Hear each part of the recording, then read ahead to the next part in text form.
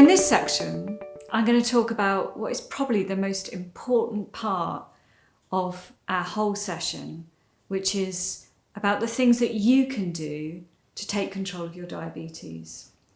And I'm referring there to those three things that we talked about in the triangle, the ABCs, your HbA1c, keeping that as close to 48 as possible, your cholesterol, keeping that as close to 4 as possible, and your blood pressure.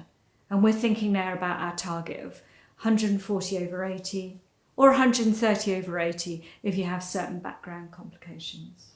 So we want to really simplify this for you, and it really helps to think in terms of 4 themes.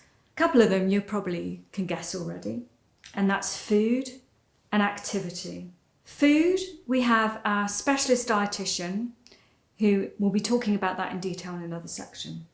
Activity, the NICE guidelines refer to 30 minutes, 5 days a week, of which 10 minutes should be brisk. And I'd like you to think in terms of activity rather than exercise. There's some really interesting research that's just come out about older people living longer. And one of the things that they do is they keep active.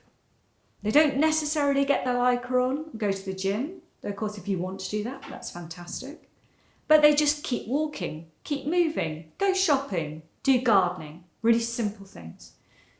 And when we're talking about 10 minutes of brisk, we mean you can feel your heart pumping, you're getting a bit warm. So that's 2 things that can reduce your blood sugar, your cholesterol and your blood pressure. And they'll also help you feel a lot better. There's 2 other things you may not be as aware of. One of them is your sleep. If you're not getting enough sleep, this can send your appetite hormones a bit haywire. Your body will basically think that you're hungry when you're not actually needing that extra fuel.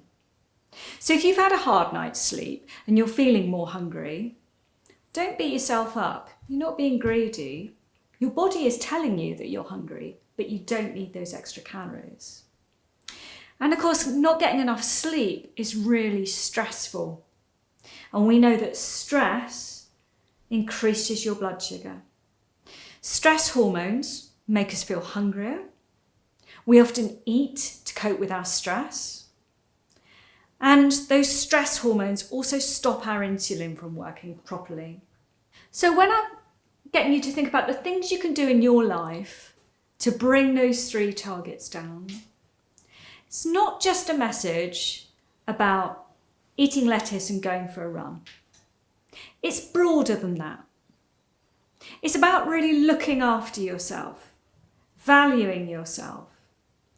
The time that you take out to relax, to get enough rest, is just as important as the time you take to look at your diet and get more active. Now, you probably knew some of this already. The problem is actually doing it. There's a couple of things going on there. Our brains have evolved to want fat and sugar because when we evolved, it was really useful to be able to eat if the food was available, as you might not know when the next one is going to come.